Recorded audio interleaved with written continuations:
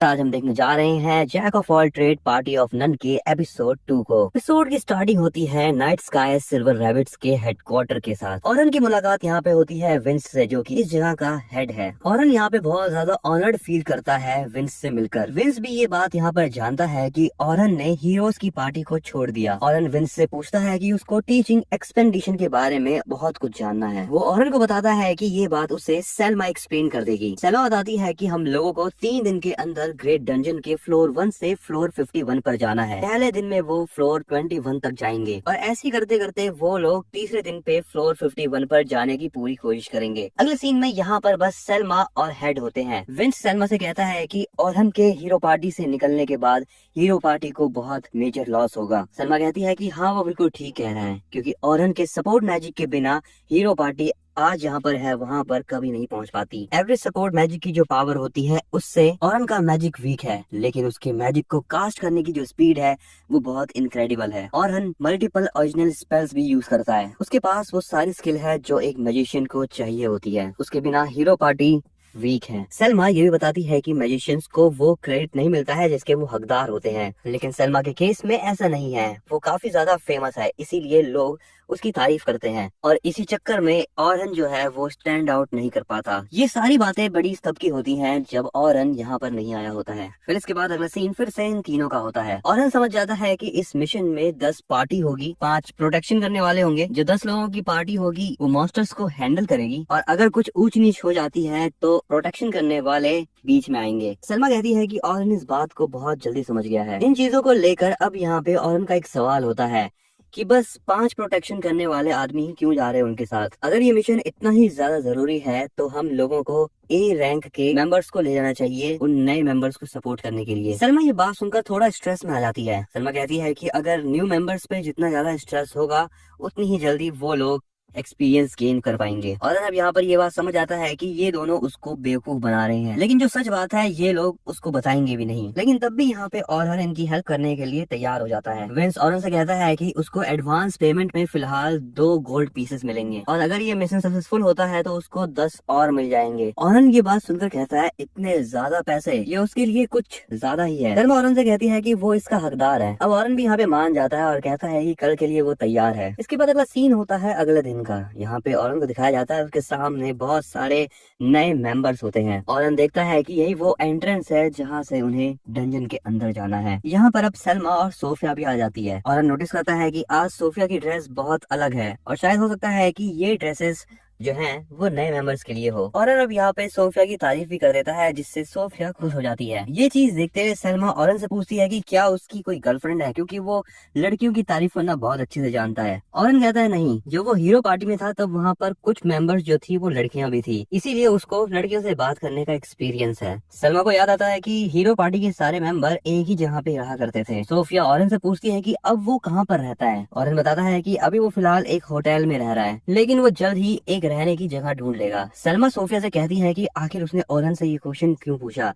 क्या वो उसके घर जाना चाहती है। सोफिया कहती है कि ऐसा बिल्कुल भी नहीं है, उसने तो बस ऐसे ही पूछ लिया। सलमा ऑरन से पूछती है कि वो उस ग्रुप से इतना दूर क्यों खड़ा है। ऑरन बताता है कि वो एक आउटसाइडर है, इसलिए हो सकता है कि शायद नए मेंबर देख के वो लोग नर्वस हो जाएं। सलमा कहती है हाँ, ये बात तो है कि वो थोड़े से टेंशन में दिखाई दे रहे हैं और सलमा को ऑरन की जरूरत है और लोगों को रिलैक्स करने के लिए। सलमा ऑरन को अपने साथ आने के लिए कहती है और सोफिया कहती है कि वो अपने लिए एक पार्टी ढूंढे। सलमा ऑरन को सबसे पहले इन तीनों से मिलाती है। ये तीनों प्रोटेक्शन देने वाले होते हैं। सलमा ऑरन की काफी ज्यादा तारीफ करती है, जिसे सुनकर ये मेंबर कहता है कि अगर सलमा उसके बारे में ऐसा कह रही है तो वो तीनों ऑरन पर भरोसा कर सकते हैं। ऑरन अपने बारे में इतनी ज्यादा तारीफ सुनकर सलमा से कहता है कि तुम मेरी इतनी ज्यादा तारीफ मत करो। अब ऑरन भी अपना इंट्रोडक्शन इन तीनों को देता है। वो बताता है कि वो फ्रंट लाइन अटैकर की तरह काम करेगा आज। अब ये आदमी बताता है कि इसका नाम है एंथम और वो आज एक डिफेंडर है। इस बीच वाले बंदे का नाम है बर्नार्ड और ये भी एक डिफेंडर है और इस लड़की का नाम है कैथी और ये एक हीलर है। इन तीनों का इंट्रोडक्शन सुनने के बाद ऑरन कहता है तो इसका मतलब ये हुआ कि बस मैं ही एक लौता अटैकर हूँ और तुम मैजिशियन। ऑरन अब यहाँ पर मन ही मन सोच रहा होता है कि उसको यहाँ के हालात कुछ ठीक नहीं लग रहे। इसके बाद सीन होता है विंस और सलमा का, जहाँ पर विंस बताता है कि उनकी पार्टी ने एक पावरफुल मेंबर को खो दिया है, लेकिन ऑरन तो बस एक मैजिशियन है बिल्कुल सलमा की तरह और पार्टी का बैलेंस बनाए रखने के लिए विंस ऑरन को फर्स्ट पार्टी में नहीं डाल सकता। सलमा कहती है हाँ, वो बिल्कुल ठीक कह रहा है और वो समझ रही है उसकी बातें। इसके बाद प्रेजेंट का सीन होता है। यहाँ पे सलमा ये सोच रही होती है कि वो अभी तक आगे नहीं बढ़े हैं,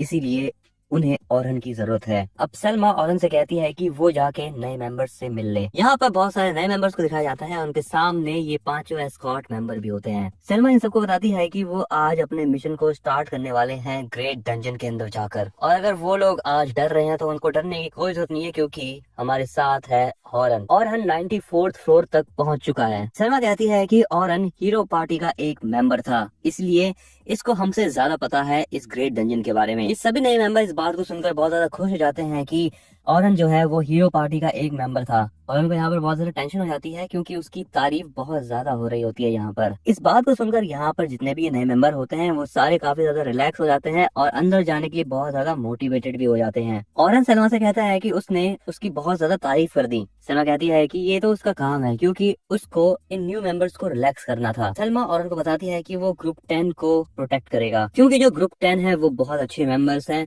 और अगर उन्होंने अच्छे से काम करना सीख लिया तो वो मिडिल फ्लोर तक भी जा सकते हैं। यहाँ पर अब उन तीनों मेंबर्स को दिखाया जाता है। ये 3 मेंबर होते हैं जिनको औरन एस्कॉर्ट करने वाला है। औरन सोचता है कि इस पार्टी में बहुत कम मेंबर हैं, यानी बस 3, और जितने कम लोगों की पार्टी उतना ज्यादा डेंजर, यानी मरने के चांसेस पूरे हाई हैं। यहाँ पर लड़का कहता है कि हमारे साथ कोई इसलिए भी नहीं है क्योंकि कोई हमारी बराबरी कर ही नहीं पाया अभी तक। इस लड़के की बात सुनकर अब औरन को उसकी फ्यूचर की चिंता होने लगती है, क्योंकि ऐसे एटीट्यूड के साथ शायद उस लड़के को थोड़ी दिक्कत हो। अब यहाँ पर औरन इन तीनों का इंट्रोडक्शन लेता है। ये लड़का अपना नाम बताता है और कहता है कि उसका नाम है लोगन और वो ग्रुप 10 का लीडर है। वो एक मजिशियन है और उसको यकीन है कि वो एक दिन सलमा को सरपास कर देगा। अब बारी होती है इस लड़की की। इसका नाम है कैरोलिन और ये एक डिफेंडर है। औरन कैरोलिन से पूछता है कि अगर तुम डिफेंडर हो तो तुमने अपना आर्मर क्यों नहीं पहना है।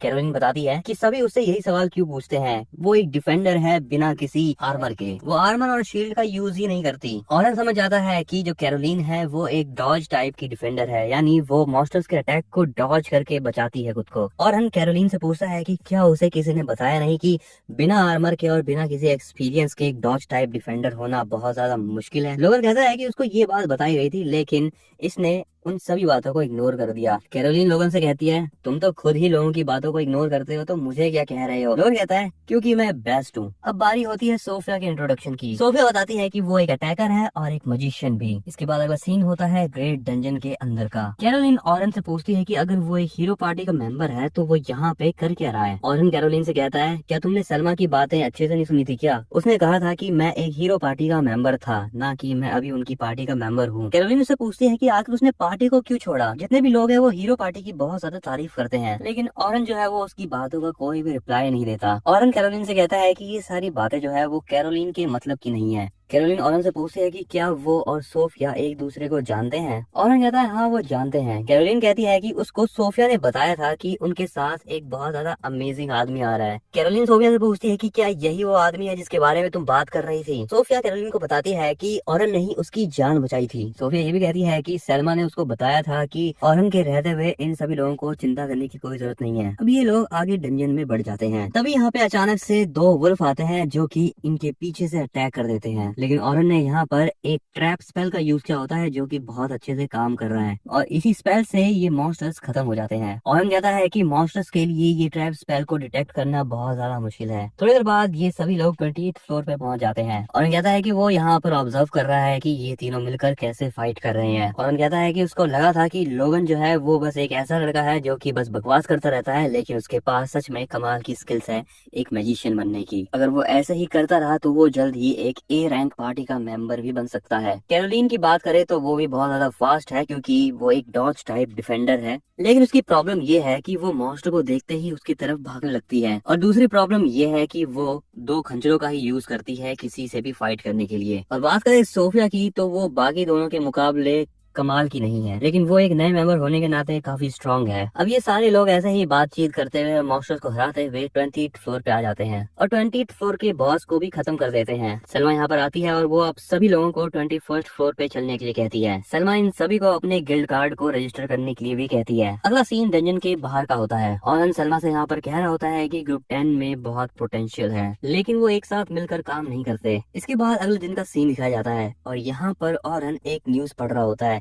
उस न्यूज में लिखा होता है कि हीरो पार्टी में एक नए इंचेंटर ने जगह ले ली है, और इस न्यूज के साथ सबको पता चल जाएगा कि औरन को हीरो पार्टी से निकाल दिया गया है। औरन कहता है कि इन लोगों को, उस नए मेंबर को तब लेना चाहिए था जब औरन का टीचिंग एक्सपेडिशन खत्म हो जाता, क्योंकि हो सकता है कि अब जो नए मेंबर हैं वो औरन की उतनी ज्यादा रिस्पेक्ट ना करे। अगले सीन में अब औरन जो है वो मीटिंग पॉइंट पर जा रहा होता है कि तभी उसको पीछे से एक लड़की आवाज लगाती है। इस लड़की का नाम होता है लूना। औरन को याद आता है कि जब वो हीरो पार्टी में था तब बाकी लोग उसकी उतनी ज्यादा इज्जत नहीं करते थे जितनी लूना उसकी करती थी, और जब उसको हीरो पार्टी से निकाला जा रहा था तब उस समय पर लूना वहाँ पर नहीं थी, वो किसी मिशन पर थी। औरन अब यहाँ पर लूना से पूछता है कि क्या उसको कुछ चाहिए। औरन लूना से कहती है कि वो हीरो पार्टी को दोबारा से ज्वाइन कर ले क्योंकि उन लोगों को औरन की जरूरत है। औरन बताता है कि उसने आज का आर्टिकल पढ़ा है और उसे नहीं लगता कि हीरो पार्टी उसको फिर से ज्वाइन करने के लिए देगी। लूना कहती है कि अगर औरन उसके साथ चलता है तो वो पार्टी को फिर से मनाएगी। औरन कहता है कि उसको वहाँ पर फिर से नहीं जाना। लूना औरन से कहती है कि हमने वादा किया था कि हम साथ में ग्रेट डंजन को कंप्लीट करेंगे। औरन कहता है कि मैंने, तुमने और हमारे साथ ओलिवर ने भी ये प्रॉमिस किया था, लेकिन ओलिवर ने ही उसको सबसे पहले बाहर निकाल दिया टीम से, इसीलिए अब ये चीज मुमकिन नहीं है। कहने के बाद औरन यहाँ से चला जाता है। औरन यहाँ से जाते हुए सोच रहा होता है कि वो हमेशा से चाहता था कि वो अपने दोस्तों के साथ दोस्ती बनाए रखे। सो इसी के साथ बडीज यहाँ पर एपिसोड 2 होता है कंप्लीट। मैं तुम्हें मिलता हूँ जल्द ही नए एपिसोड में। आगे आने वाले एपिसोड्स को देखने के लिए चैनल को सब्सक्राइब करना मत भूलना, इस वीडियो को लाइक कर देना ताकि मेरी रीच ज्यादा से ज्यादा हो सके।